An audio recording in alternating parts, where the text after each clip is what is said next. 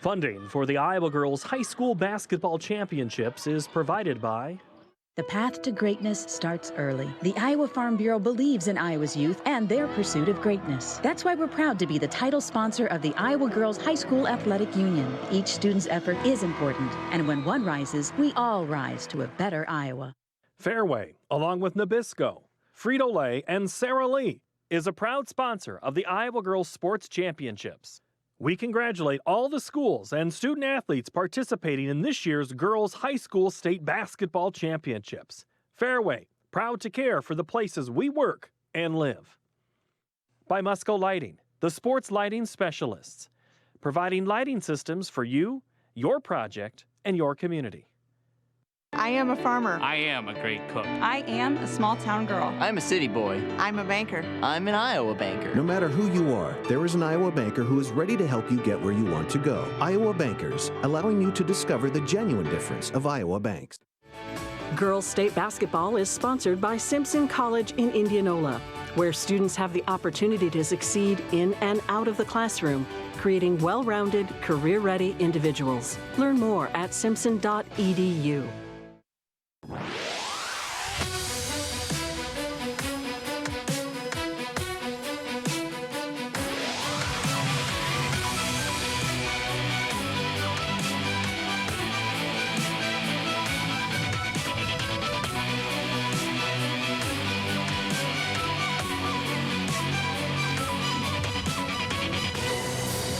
Welcome to downtown Des Moines, our host for the conclusion of this exciting weekend of Iowa Girls High School Hoops, the 100-year anniversary of the tournament. The sky has gone dark, the cheers have gone up, the lights are on, and bright, and the Iowa girl is in the spotlight. Thank you so much for joining us on our second and final night of tournament coverage, broadcast to all 99 counties on statewide Iowa Public Television. We've crowned 4 champions already, and our 1A matchup will round out another great year of girls basketball. Hello, I'm Paul Yeager, and throughout the night, IPTV Sports will continue to bring you the highlights, analysis, and features from right here on our on-site sports desk. And stay tuned for the pageantry of the Iowa Girls High School Athletic Union Iowa Farm Bureau State Basketball Championships. But first, let's head courtside with BJ Shaban and Lauren Leonard for their call of the 1A State Championship. Thanks, Paul. It is time for state championship basketball. It's the Class 1A title game here at Wells Fargo Arena, as it's West Hancock, the number 2 seed, taking on top-seeded Newell Fonda. Hi again, everyone, with Lauren Leonard. This is BJ Shaban. What a way to cap off the state tournament with this matchup. This is going to be a good one, and I'm going to apologize right up front for my voice. It's been an exciting tournament. Yelled a lot this week, so I've lost my voice, but we're going to muddle through it. You're right. It's going to be defense against offense, and West Hancock likes to get up and down the floor. They like to run, but they have not seen this pressure kind of defense that they're going to see tonight from Newell Fonda. It's like you're a coach, Laura, as we take a look at the West Hancock Eagles, the school making its 3rd trip to state. No seniors on the roster, or on the starting 5. Through 2 games, well, it's been the Rachel Lear, Amanda Chizik show. 48 points, 30 rebounds, impressive. Now for Newell Fonda, they like to run, gun, and do it some more. 5th title game in 7 years. All the starters back from the runner-up team a year ago. They're winning by an average, let's say, 40 points a game. And boy, can they get after it defensively. 67 steals, forced 82 turnovers in the first 2 games here at the state tournament, led, of course, by Olivia Larson and Macy Sievers, also doing an exceptional job on the defensive side of things. Let's go to the public address announcer, Joe Hammond. Tournament. The Iowa Bankers Association presents the Student Athlete Achievement Award to a student athlete who excels on the court, in the classroom, and in her community. The recipient receives a $1,000 scholarship to the college of her choice. The 2019 Student Athlete Achievement Award is Macy Kramer from Marquette Catholic High School. Presenting the 2019 award is Tim Doherty from Bellevue State Bank. Congratulations to Macy Kramer, and thank you to Tim Doherty with Bellevue State Bank and the Iowa Bankers Association for their sponsorship of this award and continued support of the IGH SAU.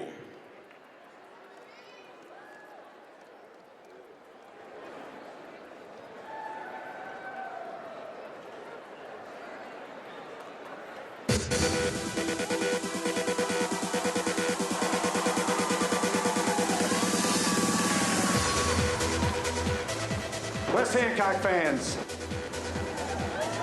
thank you for your support all season long. Now let's get on your feet and let's go Eagles!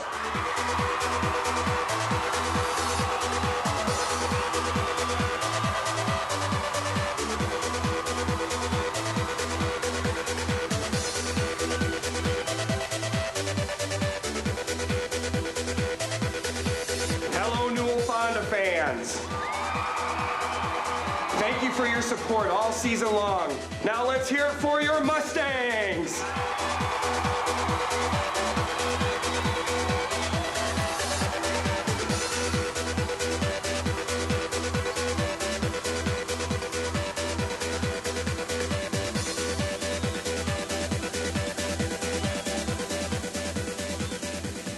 Fans, it's now time to introduce the players in tonight's championship matchup. First, the non-starters for the West Hancock Eagles. Number 2, Paige Kuji. Number 11, Kennedy Kelly.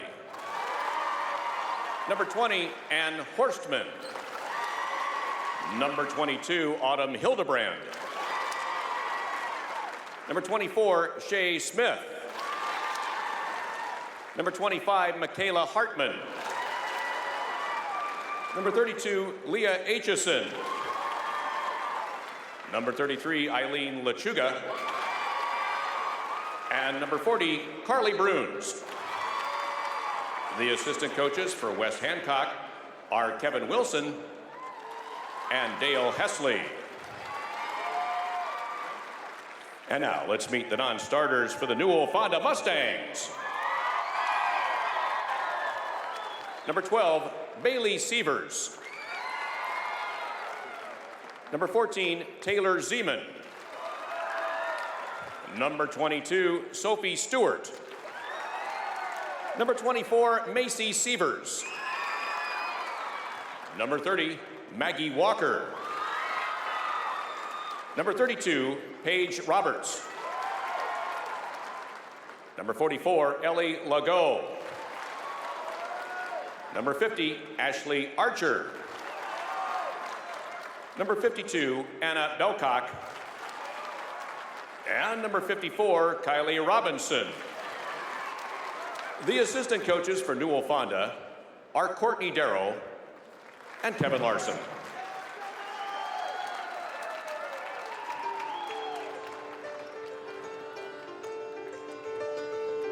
And now, ladies and gentlemen, are you ready for tonight's starting lineups? For West Hancock, a 5'7" sophomore, number 3, Rachel Lear. And for Newell Fonda, a 5'6" senior, number 10, Cameron Wilkin. For West Hancock, a 5'4" junior, number 4, Madison Eisman. And for Newell Fonda, a 5'6" senior, number 20, Emma Stewart. For West Hancock, a 5'9" junior, number 10, Michaela Faust. And for Newell Fonda, a 5'10" junior, number 34, Megan Morenz. For West Hancock, a 5'5" junior, number 12, Riley Hiscox. And for Newell Fonda, a 5'6" senior, number 40, Olivia Larson. For West Hancock, a 6' junior, number 35, Amanda Chizik. And for Newell Fonda, a 5'9" sophomore, number 42, Ella Larson. The head coach for West Hancock is Paul Sonius, and the head coach for Newell Fonda is Dick Jungers. The floor officials this evening are Tim Osterhaus, Bob Squires, and Jeff Horst. The bench official is Travis Beeler. Welcome West Hancock and Newell Fonda to the 2019 Iowa Girls State Tournament.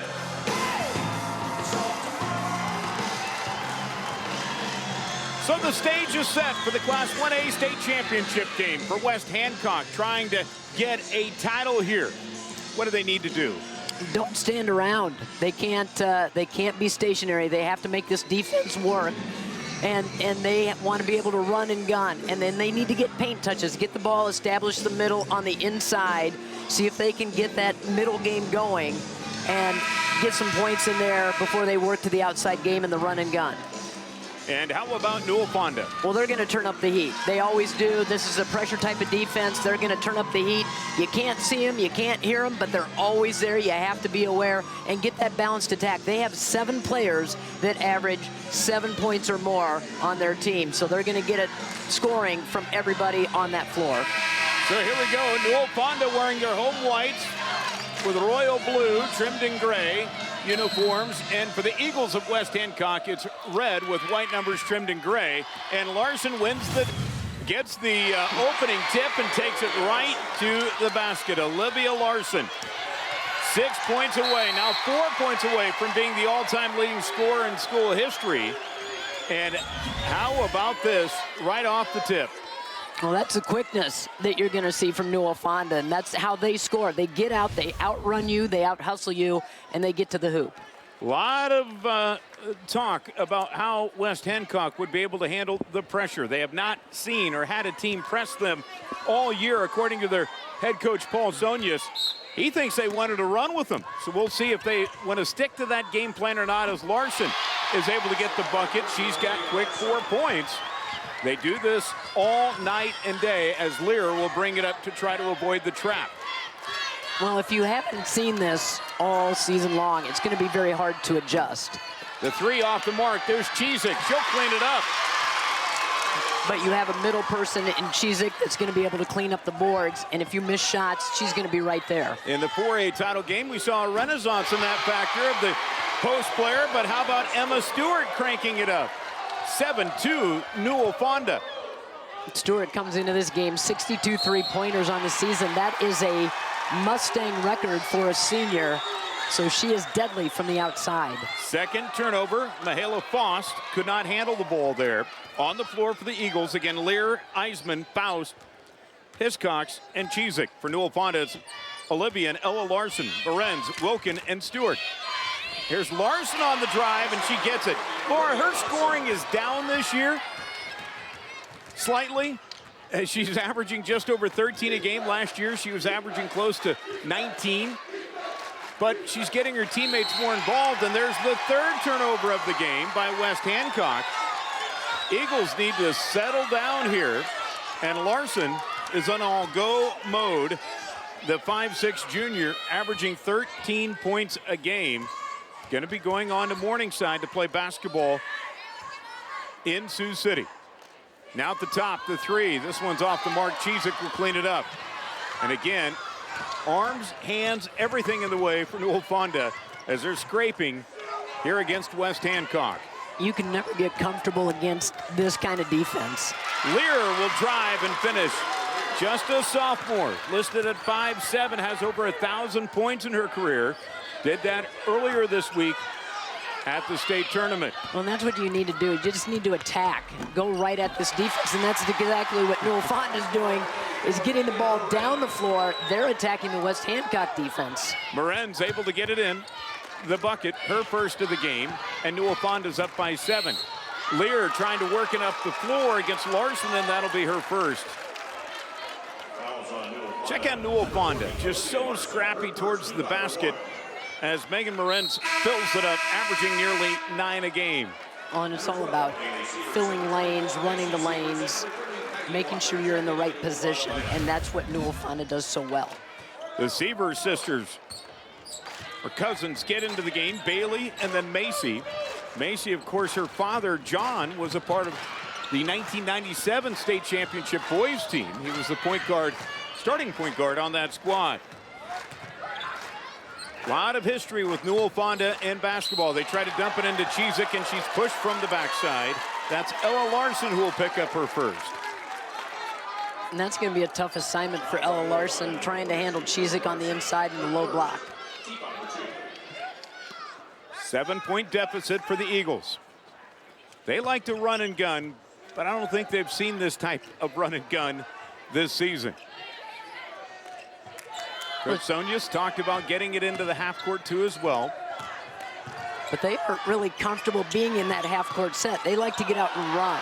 Cizik, what strength. Her second basket of the game, and in the lead trimmed back down to 5. This is the first time, too, during the state tournament that West Hancock has had to fight from behind. Newell Fonda has never trailed also here at the state tournament. Larson going to be hand-checked up top. That goes against Faust, her first.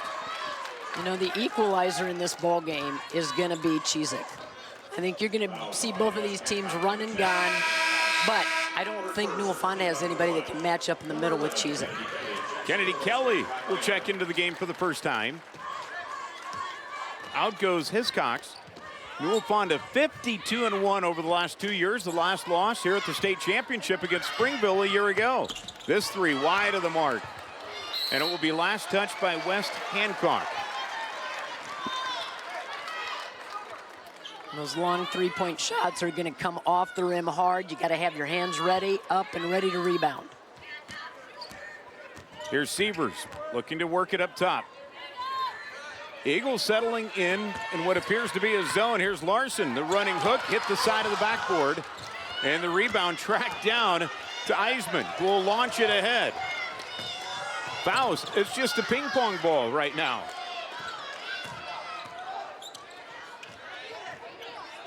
And a near steal to try to dump it into Cizik. And it's last touched by Newell Fonda. 4:18 to play here in the opening quarter. And the Mustangs will go back to their bench. Coming in is going to be Maggie Walker.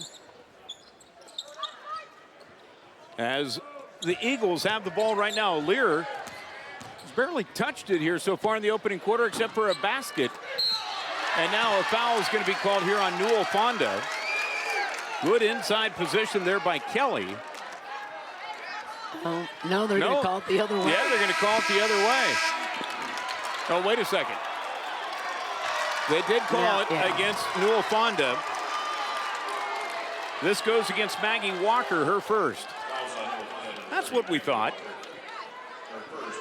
The veteran officiating crew here tonight. The officiating all weekend, for the most part, has been excellent, superb for the state championships.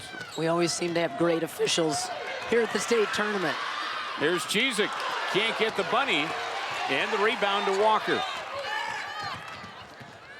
Looking to run. Stewart.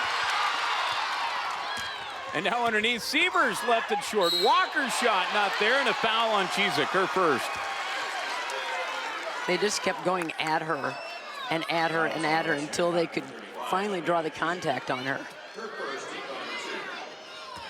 You know, but this Newell Fonda team, they're just so aggressive in every aspect of the game. Well, they've won by an average of 41 points per game this season. As we mentioned, all 5 starters are back from a year ago. And in fact, when you look at the Class 1A field as this free throw is sank by Walker, they lead the Class 1A field in almost every category. As this is on the ground, it'll be tied up. It will stay with West Hancock. That's scoring, 3-point field goals, assists, and steals. They've got 7 players averaging over 7 points a game. Well, and talk about those steals, 67 in the first 2 games here of this tournament. That's defense that is in your face all the time. Lear nearly had it taken away. And on the drive, and the layup is there for Michaela Faust. Well, as I said, I think that's how they're going to be able to hang with Newell Fonda, is attack on the offensive end on the dribble drive. How about that three? Splash down by Emma Stewart. She's got 6, and now a steal by Walker, but she lost it out of bounds. She was trying to pull that in and see if she could get the break going, and it went right off of her hands. Paul Sonius, the head coach from West Hancock, wants to take a timeout, settle his team down. They're down by 7 again with 3:15 to play here in the opening quarter.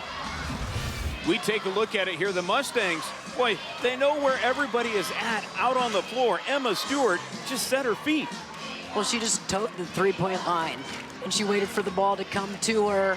She is their three-point marksman, and she didn't have anybody coming out on her to defend, so she just let it fly and knocked it down. So Newell Fonda, they use a lot of players. They shuffle them in and out like a hockey line.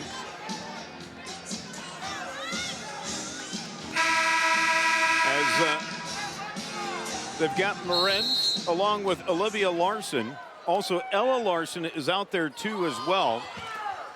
The Mustangs looking to go to work defensively. Emma Stewart out there too. As the three ball goes off the mark, and it's going to be off of West Hancock. They're able to throw over the top of the defense, get the dribble drive, and then kick it out for the three. Cameron Wilkin back out on the floor too for Newell Fonda. So Olivia Larson will bring it up. Eagles going to switch it up to a man-to-man defense. And they're chasing the cutters everywhere on the floor. This shot blocked away by Chizik. Now Lear, who's had a tough time getting going, finally gets to set up the offense. Let's see what she does. The sophomore will drive it in traffic, not there. And now the putback and count it. Kennedy Kelly coming alive here in the Class 1A state championship game. Kelly just follows it up after the drive of Lear. You can see trying to split the double team right there. Boom. Coming in, crashing the boards. Kelly gets the bucket and the free throw. Makes it a 4-point game. West Hancock trying to avoid that initial surge, but Olivia Larson able to connect with Morenz as she cut the defense in half, the lead back to 6. What a great job by Larson to just get the spin move and then the assist. She leads this team in assists and steals as well as scoring. Again, the drive, and this one's going to be blocked out of bounds. Kelly rudely greeted by Ella Larson, and that's fine by her. 17-11, Newell Fonda. West Hancock with the ball. Kelly to Chizik. Now they'll kick it back out. Lear thought about it. Now we'll drive it in. Little three-man game here for West Hancock. Here's a three ball by Hiscox. Can't get the roll. And the rebound to Newell Fonda. Larson again on the attack. And we'll get 2 shots. A little continuation here as Olivia Larson will be at the line here, a 64% free throw shooter. And it was a good job of boxing out by Newell Fonda. All white jerseys around the rim, able to get and push the ball up the floor to Olivia Larson, who tries to split the defenders. Larson with 6 so far. Adds another.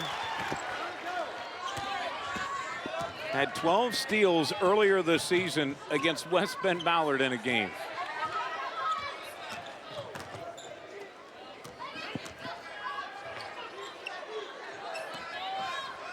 Here's Kelly.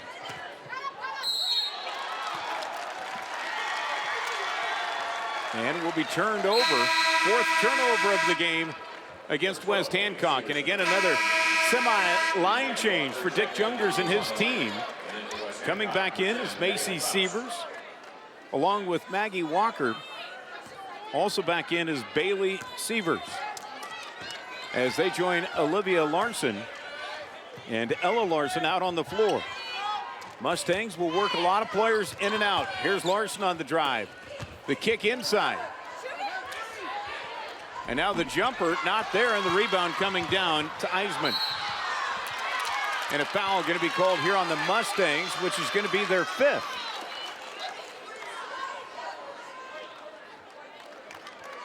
And this goes against Maggie Walker, her 2nd. You know, here at the state tournament, it is the 100th tournament that they're celebrating here. And it's always been fun over the years to see the different media outlets here. and it's been no different this week. But here in the state championship game in Class 1A, being a longtime broadcaster, radio, if you will, to get things started in my career, to see over 9 stations here broadcasting the game here tonight. We haven't seen that for some time, as that three is just buried by Mihaela Faust. Right now, West Hancock is hitting on all cylinders. They're getting the inside game and the outside game. They're getting the good balance, and that's what you need to try to beat this Newell Fonda team. Kennedy Kelly picks up the foul, her first. Dribble drive, kick out, knock down the three-point jumper. That's what you do. You draw the defense to you and kick it out to the three-point shooters. Back to work here for Macy Sievers. Now to the corner, that's Larson for 3. Seems like it's an automatic mode here for Olivia Larson and Newell Fonda. They lead it by 7 again. When she has surpassed the point total, she becomes their career all-time leading scorer at Newell Fonda.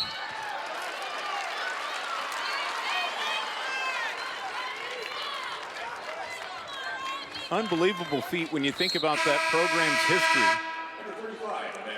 They certainly have had a lot of really good players that have come through that system, but she has been playing for a long time, playing as a freshman, accumulated a lot of points. She's at the top of that defense, so she gets a lot of steals and a lot of layups. Ashley Archer now in for the first time for Newell Fonda. Here's Larson inside, working the block. And it's last touch by West Hancock. Just a shade inside of 10 seconds to play in the quarter. Nice cut by Larson right into the middle of the defense.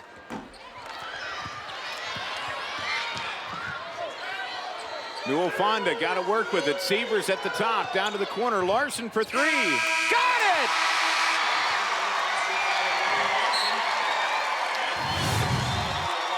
You know, that's what a senior can do for you. Aware of the time and the situation of the quarter, calmly launches a three-pointer. Aware that the clock's winding down, nails it at the buzzer. Newell Fonda takes a 10-point lead after the opening 8 minutes. Let's go to Paul Yeager, who's standing by. Oh, wow. Olivia Larson. My word. You know, Newell Fonda had scored 54% of their tourney points off turnovers. Tonight, it's all about the 3. You just never know what happens in the championship game. But here's what happened in the semifinal game against Marquette Catholic. Maggie Walker was the one that was in fuego. Macy Sievers finds the cutting Walker. Just right to the basket and 2 more. Fonda was up big at half, and it just continued. Hey, that's 40. I think she's doing okay. Olivia Larson. Impressive so far in this game. Olivia Larson at 12. And Newell Fonda rolled against Marquette Catholic. Now, West Hancock up off Highway 18, west of Mason City, with a nice roll early on as Rachel Learer. And now Maddie Eisman up ahead to Lear on the layup. Eagles up 5 at the break on Montezuma. Lear again in the corner. And now driving it over Shatea Wettering. Lear 25 points as West Hancock advanced to tonight's title game. Let's go back down to the floor for BJ and Laura. Thanks, Paul. What an opening quarter for Newell Fonda. 24 points. Gave up 14. West Hancock 25-1 coming into this game. They've been averaging about 63 points a game, but they've had trouble against this pressure early on. Got close within 4 a couple of times. Now, Coach Anyas and his team going to try to settle down here, temper the wave, and get back into it here in the second quarter. Newell Fonda will start with the ball to begin the next 8 minutes. West Hancock sinks into a man-to-man defense. Here's Sievers, who was caught up on the drive.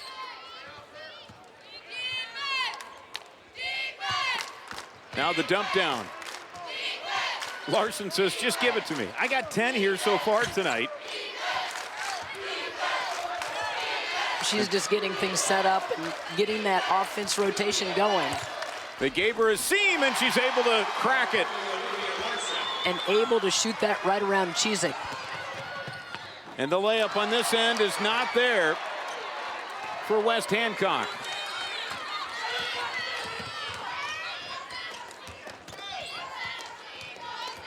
West Hancock did a good job of getting back in defensive transition that time, slow them down a little bit. Back to work for the Mustangs once again. Sievers caught up in the paint, and it's going to be turned over. Lear going to try to create some points off of it, but 1 on 3 and nearly turned it over. Now the 3. Left short. Chizik can't get the rebound, and it will stay with the Eagles.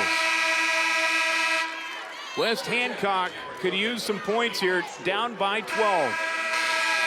Bailey Sievers was battling Chizik down low and trying to get position for that rebound, but Chizik too strong for her, and the ball went off of Sievers. Wilkin will come back in. She's joined by Emma Stewart, along with Macy Sievers, Lorenz, and also Bailey Sievers. Lear at the point. Boy, just got her pocket picked by Macy Sievers. That's why you have to protect the ball every time you put it on the floor. And a reach-in foul here called on Newell Fonda. Bailey Sievers will be called for the foul. Look at the quick hands. Picking the pocket, going the other way.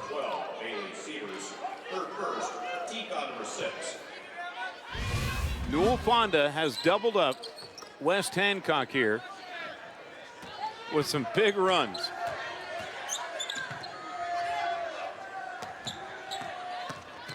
Kelly on the drive. She's got 5. Kelly calling for the ball and doing a good job of driving baseline. A stop for the Eagles. 2 on 1 down this side of things. Here's Lear. Great lead pass from Faust. That's their game. That's what they do. They run and gun. So if they can get the miss, the rebound, and get the running game going, they're going to get back in this ball game. So Newell Fonda. Oh, and Lear got and collided with Walker. Now numbers back this way. And the layup is good for Bailey Sievers. The kick out is there if West Hancock can get it advanced past midcourt. It's overloaded with white jerseys here on this side. Lear with the corner kick hit the 3 ball. Chizik with the rebound and put back not there, but she'll go to the line to shoot 2.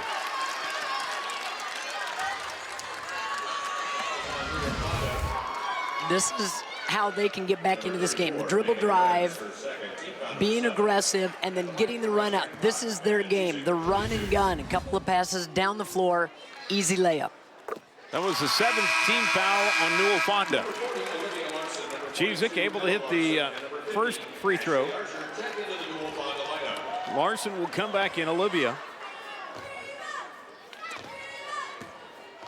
Also back in is Ashley Archer. The next free throw, good by Chizik. Newell Fonda shooting a sizzling 57% from the field.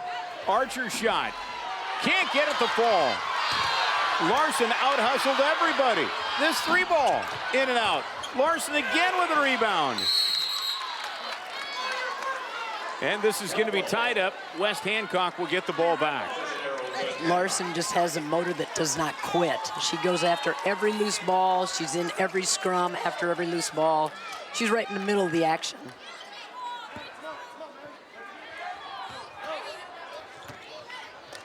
Now they run it ahead with Kelly, trying to avoid the double team and get it into the half court.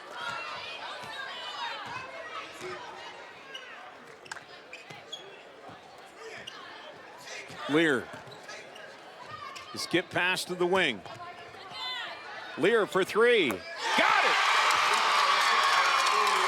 They're finally able to get Lear open, get her a good look at the hoop. Great job of catch and release. The lead back down to 7.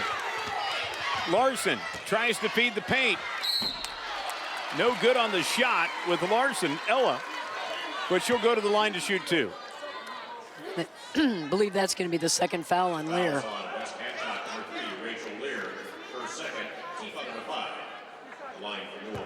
So with West Hancock down by 7, Coach Sonius is going to keep Lear in the game as this free throw is knocked down by Ella Larson, her first bucket, or first point, excuse me. Macy Sievers will now check back in.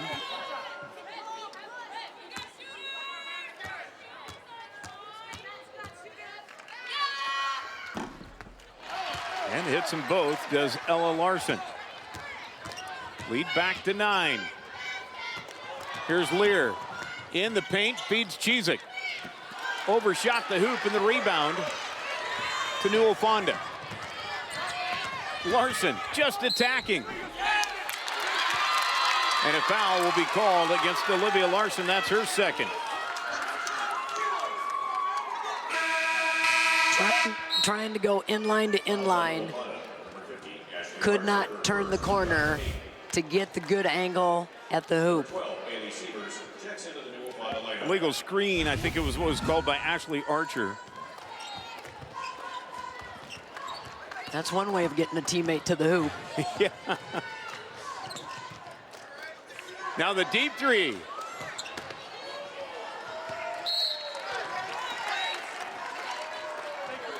Nine-point advantage for Newell Fonda.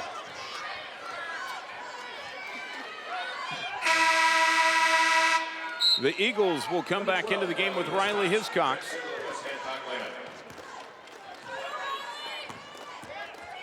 Grabbing some benches, Madison Eisman. Well, Newell Fonda is used to being way out in front about this time in a ball game. They, as you had mentioned, beat their opponents an average of about 40 points a game. So West Hancock's doing a great job of hanging in there and doing what they do. They're surviving that first wave of defense. They're getting set up on their offensive end. They're scoring. Even though they're down a little bit, they're hanging in there and trying to make it uncomfortable for Newell Fonda. Their closest game was a 12-point win against Esterville Lincoln Central, who qualified for the state tournament. And boy, if you haven't read the story, they had an interesting trip down here on Monday to try to get here to the state tournament. Had all that snow. It's hard to believe it was almost a week ago. But things still haven't melted outside last I checked. Well, they had snowplows leading them out of town. So Yeah. they couldn't get out of town, so they had to have the snowplows come and help them. Four-wheel drive tractors going out to pick up the players. Good stuff. Foul here on the inside called against West Hancock. That's Amanda Chizik who will pick up her second. So to the line here with Ella Larson, a 69% free throw shooter. Larson sinks the free throw. A very good pitcher in softball for Newell Fonda. In fact, she was a starting pitcher for that team as an 8th grader. And now as a sophomore, doing some really good things on the hardwood. Knocks down both free throws. She has 4 all from the line. The lead back to 11 for Newell Fonda. Here's Lear. Just cut through the defense and gets the bucket. You keep your head up, you keep the ball going, you keep the dribble going, and you look for the angles, and that's what Lear did. A 9-point effort so far by Rachel Lear. Sievers on the drive. The kick inside to Archer. And a foul going to be here on Newell Fonda. When the shot goes up, 4 bodies crash the glass for the Mustangs. And it's free throw time down here on the other end for West Hancock.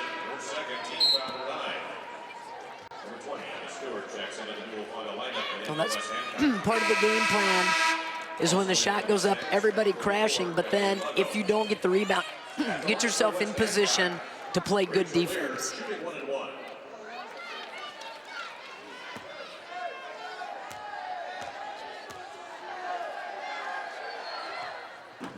Lear's free throw, not there, out of the 1-and-1, and the Mustangs come up with a rebound.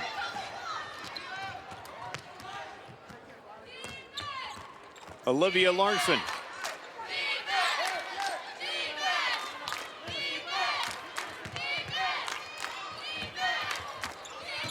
Lago into the game. Lost it in traffic. And a timeout going to be taken here by West Hancock. Each possession is important. Eagles are going to be left with 3 timeouts. As Newell Fonda has a big lead here at 34-25. Let's go to their bench and hear from their head coach, Dick Jungers. back to 21 to 9. Okay, 21 to 9. Okay, make it tough. Okay, make it tough. Now, offensively, okay, let's go. We're going to go one game live with this, okay? Get that ball moving and shaking, okay? Get that ball moving, inside, outside, keep attacking, okay? We want to keep attacking, okay? Ready? Let's finish this thing. Here we go. Team on 3. 1, 2, 3. Sit down, sit down, sit down, sit down. Hey, they're all fired up. Maybe they want to get into the locker room because coming up at the half, Iowa Public Television is going to do a feature on this Newell Fonda program. Its history, the championships, the wins that they've accumulated over the years. And of course, when you have 7 mothers who've played at the state tournament, there's a lot of history and tradition there with Newell Fonda. Can't wait to see the feature. That's coming up at the half. Also coming up at the half, if you're a little nostalgic, and you might be, with this being the 100th tournament, there's going to be 6-on-6 play during the break that we'll be showing you. It's going to be Ankeny taking on Dowling Catholic. The old style, 6-on-6. Here's Lear, who brings it up into the front court.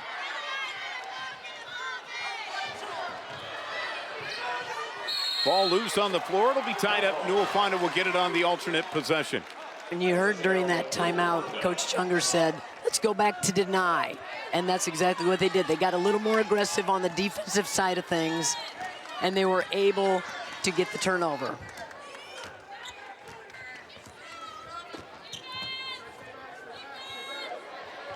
Argo will put it into the corner to Olivia Larson. Now with a right-hander, shot too strong, and the rebound going to be tracked down by Larson. Lago for 3. Got it! Second chance points for Newell Fonda, and you have to credit Olivia Larson for just hanging in there, going to the offensive glass.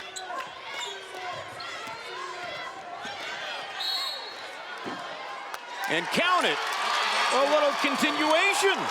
Kennedy Kelly will go to the line. And a nice step-through move by Kelly. A little reverse pivot. Step through the 2 defenders, draw the contact, get the bucket. We are playing in the home of the Iowa Wolves, so you get that continuation here. So here's Kelly. Left it short. Chizik with the rebound. Now to Kelly. Lear will drive it from 14, and she's going to be bumped on the shot. And will go to the line to shoot 2. 7 rebounds now for Chizik. Macy Sievers will pick up the foul.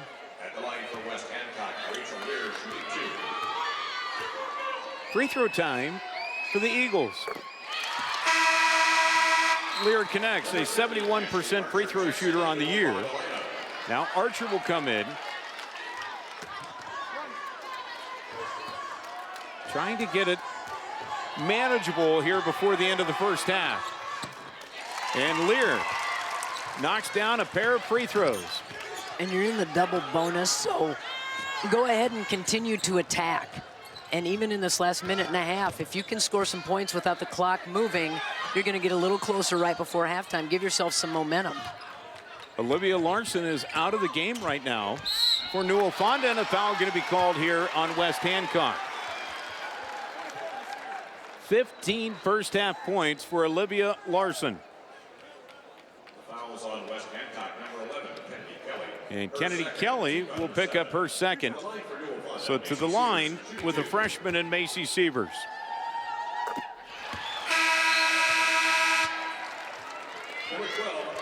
Kelly will check out. And Mihaela Faust will come back in.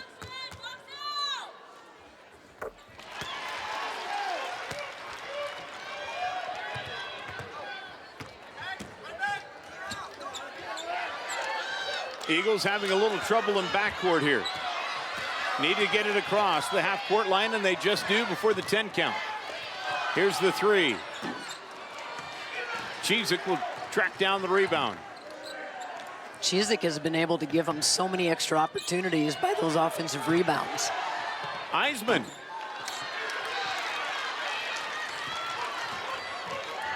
Ten-point game.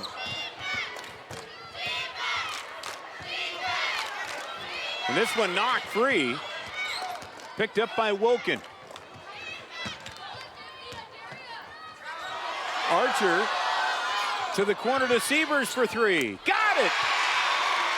That is a big bucket for Newell Fonda. The lead had been cut down to 10, and they get the big bucket right there before half.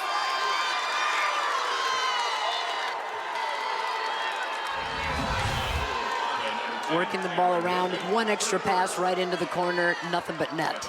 Cameron Wilkin will pick up the foul here. Lear back to the line to shoot two.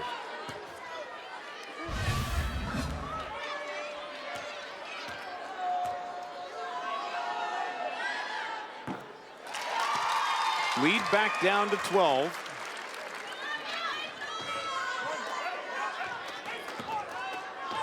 See if West Hancock will put on a little pressure defense here in the last 23 seconds. See if they can get a steal and a quick bucket before the buzzer. So Sievers going to bring it across the half-court line. See if the Mustangs will hold for one. Archer for three. Can't get the roll. The offensive rebound putback isn't there. Newell Fonda again with the rebound. And this shot will finally go through by Sievers at the horn. Newell Fonda imposing its will on the interior. They've got a 13-point lead, 44-31 through the first 16 minutes of play. Newell Fonda shooting 50% from the field, 60% from three-point range. And led by Olivia Larson, who has 15 at the break. Let's go to Paul Yeager, who's standing by. All right, thank you very much, BJ. And joining us now is Dick Jungers, head coach of Newell Fonda. And Coach, you know, we've seen your team year in and year out, relentless. You're off to that start tonight. But normally, it's the points and off turnovers. But your three-point shooting for the season, 30% tonight. 55 in the first half. What's going right there? Boy, I'd say the first two games, we really didn't shoot the ball well, but we're shooting it well tonight. We have a little bit of foul trouble right now, but the girls that are getting out there, getting an open look, they're doing a great job of knocking them down. Your defense, though, is also just not allowing West Hancock to get many looks. I assume that's what you wanted to do? Yeah, we want to limit the penetrations to the basket, and our girls are doing a great job of rotating and getting most of those driven off. I don't know how many free throws we gave up so far. Do you have that for me? Oh, I got to turn around, and then, you know, you're going to see everything and lose the magic. No, I don't know yet. Okay. No, I just know we put them on the free throw line quite a bit. So we need to shore that up and, again, just keep moving the ball in offense and finding those hot shooters. All right. Thank you, Coach. Appreciate your time. Hey, no problem. Coach Dick Jungers, head coach of Newell Fonda. You'll hear from him in just a moment and the rest of his team. Joining us now is Craig Hill, the president of Iowa Farm Bureau. And Craig, you've been busy again handing out trophies. You got great seats for those games tonight. And again, the Iowa girl in the spotlight and Farm Bureau's right there. So I'm guessing that you're okay that this combination's working. Why is Farm Bureau here and enjoying this so much? Well, the combination is working, and Farm Bureau has been such a traditional and historical supporter of Iowa's youth, and we so much enjoyed doing that. And the special partnership that we have with the Iowa Girls Athletic Union, these tournament plays, the signature basketballs, everything we can do to help support Iowa's youth.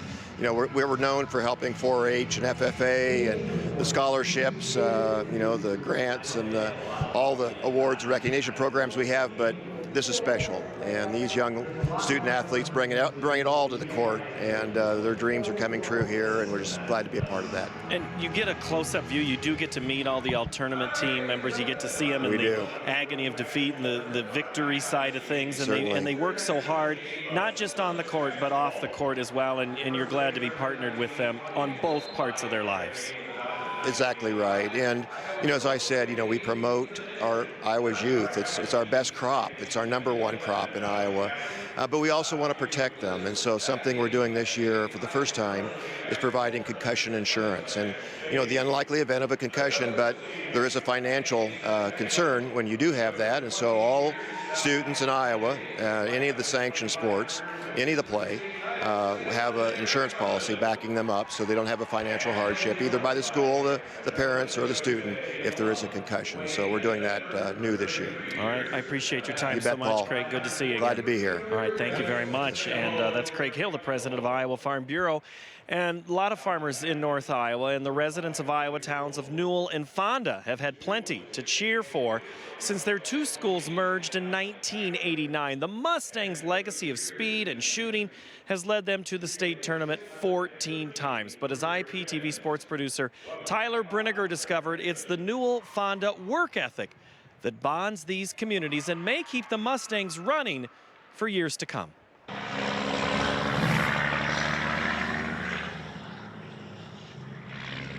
9 miles of Buena Vista and Pocahontas counties separate the northwest Iowa towns of Newell and Fonda. But since the Newell-Providence Panthers welcomed the Fonda Flyers in 1989, these two farm communities have been pooling their resources. I get asked all the time, how is it possible that Newell-Fonda gets all the athletes?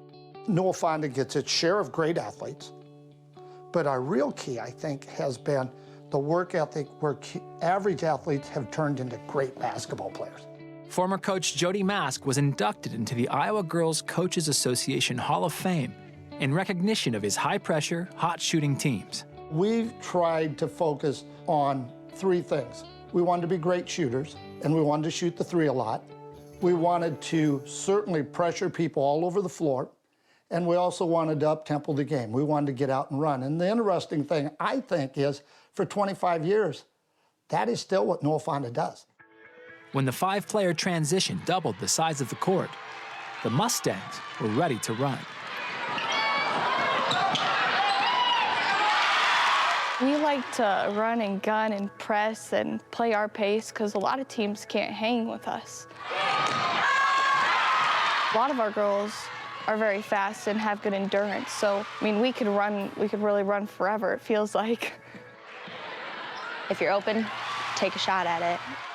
You don't have to run the play. You get it to the person that's open, and there you go. It's simple, okay? Ball movement, attack, okay? Yes, they're bumping you. Yes, they're grabbing your arms, okay? You gotta fight through that. If you put in a game tape of us 10, 12, 14 years ago, some stuff would look the same, but we tweak our teams based on the skill set that rises to the top. No matter how you can help us, whether you're a great post player or a great shooting guard or whatnot, we're going to try to find the skill set that gives us the best chance of winning. They're very unselfish. They'll make that extra pass.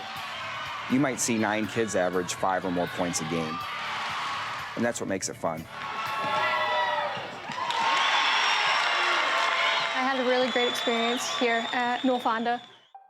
Local legend Renee Manaman went on to a storied career at Northwestern University in Orange City. And your captain of the 1A All-Tournament team from Newell. But it was her performances at the Well that put Manaman's name in the halls of this K-12 school. 2014 state runner-up, and then also a part of the 2013 state runner-up. Here's Manaman, killer crossover. Why not? Renee Manaman used to be my role model. I saw her succeeding in the program, and that's what I wanted to be. Player of the game, 2 years, I guess. Came up a little short those 2 years, but it was a great honor for me, and just really being able to spend those memories with my teammates was probably the best memory out of all of them. 2019 marks Newell-Fonda's 14th trip to the state tournament. They finished runner-up 6 times, 3 of those games decided by 3 points or fewer. When you start making long runs, it's such a bittersweet feeling because no matter how things turn out, something wonderful is coming to an end. And Newell-Fonda has finally done it. We've been fortunate enough to win a title a few years ago, and that was a truly wonderful experience. And then we fell short a few times in that championship game, and your heart falls out of your chest when that happens. But on the other hand, your team found a way to get there. You have to always remind the kids to enjoy the moment. Here we go! Attack Like Renee Maneman, Jennifer Husted transitioned from Mustang standout to college athlete to diehard fan. You know, I still have that competitive drive. I still want to get out on that court or be on the sideline over there helping coach the girls. Anything I can do to cheer them on. We're back of them 100%. Jennifer's grandmother has been a fixture in the Newell bleachers since the Eisenhower administration. When her oldest aunt was a tiny baby in '57. A lot of winnings. And a lot of kids. It's the same as it always has been. You know, girls will come, girls will leave. They work into the system and they get going. Okay, energy and enthusiasm, playing with that fire and passion. Okay? Don't make any mistake about it. To me, the culture here at Newell Fonda is strong. If you can look in that mirror and say, I gave it my very best, okay, everything else will take care of itself. You see it throughout the school. Kids want to be successful. People are leading them to be successful. It takes parents giving their time. It takes kids certainly wanting to be a part of it. But you know, basketball is play. Nobody says, let's go work basketball. They say, let's go play. Let's go play basketball. To me, that doesn't mean there's not sweat, there's not sore muscles, maybe even sometimes there's a few tears. But this is play. And I think at Newell Fonda, coaches do a great job of letting kids play. A reminder that coverage of the Iowa Girls High School State Basketball Championships and halftime features like the one we just showed you would not be possible without the support of IPTV fans like you. So please, take a moment now to support this statewide network and become part of our team by making a pledge at iptvfriends.org/donate. We know many of you are talking about it on Twitter, so make the way you like our coverage, so please hit up iptvfriends.org/donate. Let's go back courtside. BJ Shaban with a special 6-on-6 celebrity. BJ? Thanks a lot, Paul. I am sitting next to the MVP of the last 6-on-6 state champion. Of course, it was in 1993, Hubbard Radcliffe, and Lisa Brinkmeyer now joining us, of course, with the Iowa Girls High School Athletic Union. And a special segment here this year for the 100th tournament is a special 6-on-6 game. How'd this come about? Well, we were brainstorming last fall about ways that we could make the 100th anniversary of girls state basketball. And obviously a rich part of our tradition was 6-on-6. So our executive director, Gene Berger, said maybe we should do a 6-on-6 game, you know, somehow have the game in front of people that, you know, have never seen it. And then also in front of the people who lived it and loved it. Well, let's take a look at the rules here. So you have 3 forwards on offense, 3 guards on defense for each team. The court is actually split in half. No crossing the center line. Players allowed 2 dribbles, no tie-ups outside of the lane. And after a made basket, a referee brings the ball up the floor and inbounds it to the forward at midcourt. So tonight we have Dowling Catholic against Ankeny Centennial. And these are junior varsity players who've been practicing this over the last few weeks. And of course, we've got some favorites of ours, coaches from way back in the 6-on-6 day, also the 5-on-5 day as they made the transition. For Dowling Catholic, it's Bob and Sharon Hansen. And for the Ankeny Centennial Jaguars, it's Dick Rasmussen and Jerry Wetzel. Your officials, too, out of retirement, Randy Bloom and Pete Peterson, still running up the floor and looking in fantastic shape as we get things going here. As you look at it, does this reminisce of how it used to be played? Yes, it is. And you know what? That's the neat thing about basketball. Whether they're doing 2 dribbles, or they're doing 10 dribbles, or they're dribbling all the way down the court or halfway down the court, I mean, it's still the competitiveness. They're still doing the crisp passes. You know, they're doing a lot of the same things, but you just can't cross half court or dribble more than twice. And these players have picked it up. It's been really competitive out here. Just watching this at intermission. Of course, you're watching the Class 1A state championship game. We're at halftime, and this is a special exhibition of 6-on-6 basketball, and you can see how tough it can be to advance it past the half-court line. It is. I'm sure these girls, when they told their parents that they were doing this, a lot of their mothers may have played the 6-on-6 game or caught part of it anyway. I bet their mothers thought it was neat that they got to play a sport that has been gone for 26 years now, that they got to have a chance to experience what they experienced, their grandmothers, their great-grandmothers even, and you know, like I said, it's a rich tradition. It is something very unique to Iowa. And I think that even though it's been gone for 26 years, there's still a lot of people that remember it. And you can see you can rack up some points in big ways. That was probably one of the more staggering things we've seen with some of the scoring records that were set with 6-on-6 play. Lots of scoring. You know, one of the rules, and I think people tend to forget, that you couldn't hold the ball for over 3 seconds outside of the lane. You know, now we have like the 3-second rule inside the lane, but outside the lane, you either had to dribble, pass, or shoot within 3 seconds. So there was a lot of action going on in the game, and you know, you couldn't stand out here and hold the ball and let the clock wind down. I mean, you had to do something, and that's why I think some of the high scoring came in. And plus, with 2 dribbles, you had to be creative. There's less people on the court, so there was less congestion when you were trying to shoot and score. And with a 6-on-6 game, it was just, there were some prolific scorers that had a finesse, a great touch to those shots. They spent a long time working on them, and you know, you would see people scoring 70, 80 points a game. Talk about your transition from that final year of 6-on-6, then to college, where it was 5-on-5, where we're at today. How hard of a transition was that for you from the high school level to the collegiate level when the game was more open? Well, it was nice that my coaches at Drake, Lisa Bluter, Jan Jensen, Jenny Fitzgerald, they had played the 6-on-6 game. So they knew that, you know, the fundamentals were there, the shooting were there. You just had to teach conditioning and some offense and some defense. And I would say, you know, the physical part of it was a little bit, you know, going full court, you know, just the contact, you know, we didn't have a lot of that. And then learning offense, defense, you know, I was a forward. I was one when I went to Drake. All I wanted to do was play man-to-man because I couldn't figure out zone. So everybody else wanted to play zone, but I was like, oh no, give me one girl, know her number, and I could stick with her. But it was a bit of a transition for sure. And for most people that are watching this too, they're probably thinking, wow, different rules, different game. And I think from what, just talking with some of the players and of course the coaches that are coming back, it was hard for them to remember some of the things that, the different rules that they have to apply out here on the court. Yeah, you have to stop and think about it because there were a lot of little rules that you don't use now.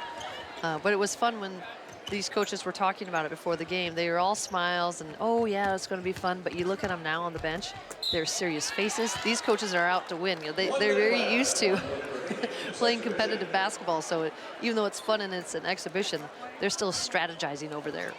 We are watching an exhibition here between Dowling Catholic and Ankeny Centennial, a 6-player exhibition game, as we are at the half of the Class 1A state championship game between Newell Fonda and West Hancock. The Mustangs lead it 44-31. And what a way to cap off the celebration of the 100th tournament of girls basketball here in the state of Iowa. As this one is just about done for the exhibition, but pretty well thought out. The participation you got from the players wanting to learn the game as well outside of a gym class. They've really come out here and competed. They have. And you have to give credit to the coaches. They're very passionate about this sport as well.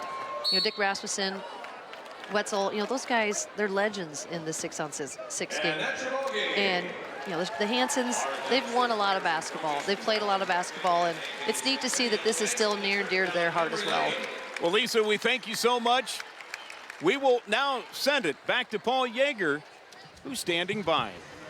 All right, thank you very much, BJ and Lisa. And I saw Lisa that night in 1993 at that state title game, and that was an exciting thing. And Gene Berger, the executive director of the Iowa Girls High School Athletic Union, you were busy watching that, and you wanted to see how it went. The thing I noticed the most, Gene, was the silence of the arena. Everybody was watching. Everybody's watching it. I won't be surprised if you get calls about why you didn't show the 6-on-6 championship. You and us both. That's right. How about that? You know, it's something you touch on the history with, you know, Bob and Sharon Hansen and Dick Rasmussen. I mean, just those two alone, all the games that they have won. Yes. I know Scott DeYoung was down there. Yes. He had coached and brought a team to state on 6-on-6. The connection and history since you've taken over, you've really tried it, and now it just culminates in a 100 party. Well, it's been a fabulous tournament, but first and foremost, it's because we've had fabulous games. So, but there's nothing more important to the Girls Union than the Iowa girl, and we want to showcase her at every tournament we have.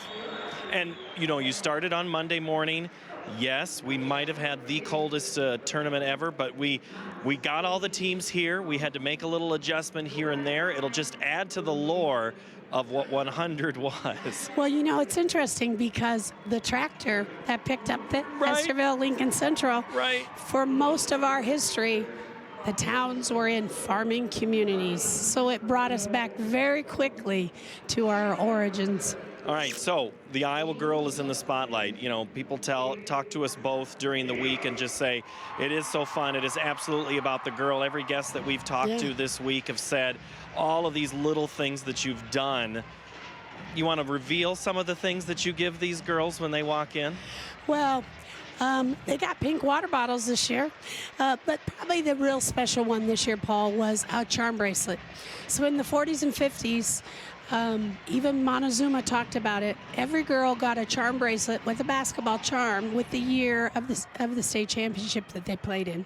So this year, every girl got a basketball charm and an engraved charm that talked about the 100th basketball tournament. Just a connection and a reminder to our special past. And you also connected with some of the folks that the oldest living 6-on-6 player we need to discuss. You had some of them here tonight. Well, I thought I would find one. I got on Van and Bonnie. How's that for demographics? And 125 calls later, we decided to invite everybody 90 or older. And we actually had almost 30 former players who were able to come back and be honored. And they were fabulous, fabulous. The oldest living Iowa girls were wonderful. And it was a pretty good week, and you've had incredible games all throughout the week. Incredible games. All right. So amazing.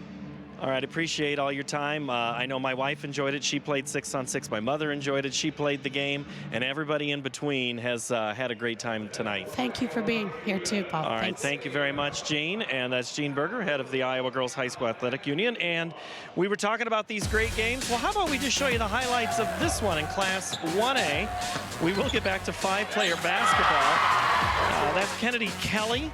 She had 7 points on the shoot and the drive. And the one right there. West Hancock has been able to keep it close, but it's been really hard when players like Olivia Larson keep doing that.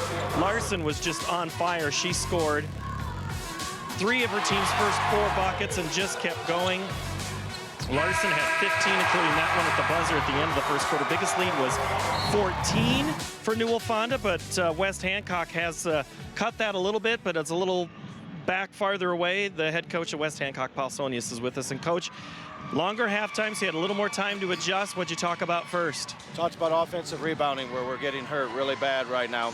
This game would be a lot closer if we had the offensive rebounding. And the other thing that's been kind of our forte a little bit, once in a while, is hitting some threes at timely possessions. And Maddie Eisman has not done a very good job tonight for us hitting threes, and she's been one of our best 3-point shooters. Well, and Rachel Lear continues to drive and slash and cut and pass as best she can, but you're right, she's probably going to need a little help. Yep. How do you get her involved in all of that, I guess, in a little more? Well, we just got to, I think we're doing all right offensively. We scored 31 points. So we just have to find a way to get in there and keep going. All right, appreciate your time, Coach. Thank you. Thank you. All right, that's Paul Sonius, head coach at West Hancock. He's going to walk across the court, and I'm going to throw back down to the court with B.J. Shaven and Laura Leonard. Thanks, Paul. First half statistics, you see the field goal numbers. Of course, the turnovers, 7 by West Hancock. And, of course, the rebounding. Newell Fonda owning the offensive glass. Let's get you started here for the second half. Starting 5 out on the floor for Newell Fonda. Olivia and Ella Larson, Megan Morenz, Cameron Wilkin, and Emma Stewart. For West Hancock, Rachel Lear, Madison Eisman, Mahala Fost, Riley Hiscox, and Amanda Chizik. So the Eagles to work here. Down by 13. Here's Lear on the drive. Can't get it to fall. And this is going to go off of Chizik, out of bounds. First thing that they do coming out of the timeout, dribble drive, try to get inside, maybe get a little contact. Now we're seeing a little bit of different look defensively from West Hancock. Yeah, three-quarter court trap as they try to slap it on Newell Fonda. And this will stay with the Mustangs. And this is how you slow them down a little bit. You show them a little bit different defense, make them back off a little bit, and make them work in the half court. With Laura Leonard, BJ Shaban here from Wells Fargo Arena. You are watching the Girls State Basketball Tournament here on Iowa Public Television, celebrating 50 years of broadcasting excellence as this 17-footer goes off. And here come the Eagles for the moment, but turn right back around to Olivia Larson, and she'll be fouled by Madison Eisman. When there's a turnover, Newell Fonda just turns around and starts playing defense right away. And you saw that Larson saw that and jumped the passing lane, was able to get it back in their possession. In the paint, this one's going to be taken away by Eisman. She's caught up in backcourt. Now we'll try to lob it ahead. And this is going to stay with West Hancock. Well, I said before, you can't see them, you can't hear them. This is what our coach always told us when we play. You can't see them, you can't hear them, but they're always there on that pressure defense. You have to step to every pass. And a foul going to be called against Megan Morenz. You know, Newell Fonda throws a lot of players at you, and they attack, attack, attack. Coach Dick Junger said that's a part of his, their overall philosophy. The fouls may mount up, but they've got more players in reserve. You got a lot of bodies, you got a lot of fouls to give over there on the bench. So you can't afford to be aggressive because you have that second wave and that third wave that can come in and play defense.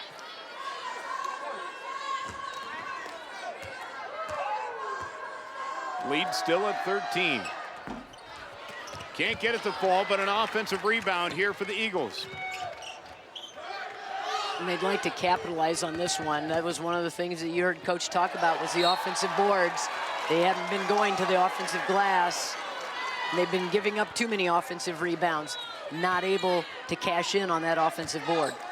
Last year, Newell Fonda got here to the state championship game. They took on a senior-laden team from Springville. The Orioles cruised to the championship, their second straight. New champion this year. And right now, Megan Morenz and company have things cooking. Sievers will dump it on into Morenz. Morenz back to back. And that's what the pressure does. They get the steal, and then they fill lanes, and they get the high percentage shot. 17-point lead.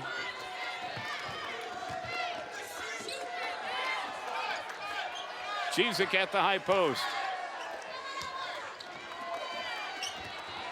Here's Lear. Reverse layup, can't get it to fall. Boy, what a nice move, though. Just tiptoes the baseline side, went to the other side of the rim, could not get it to go. Morenz on the drive, can't get it to fall. Chizik with the rebound. When Newell Fonda's hands are in every passing lane. And every dribble, you've got to protect, get an arm out, and protect the dribble. West Hancock's going to call a quick timeout. They need to talk about this thing and make some adjustments before it gets out of hand. I think what Coach Sonius is talking to his team about, well, let's hear what he's talking to his team about right now. She was wide open for her inside. Nobody wanted to throw her the ball. You have tried to overdo what you're doing. First half, you're just going by people. Why are you slowing down all of a sudden now? You're not ready to shoot either. I'm going to start putting in other girls right now. It's going to start happening. I'm tired of seeing girls not look like they're ready to do anything tonight. Let's go. A 17-point Newell Fonda lead.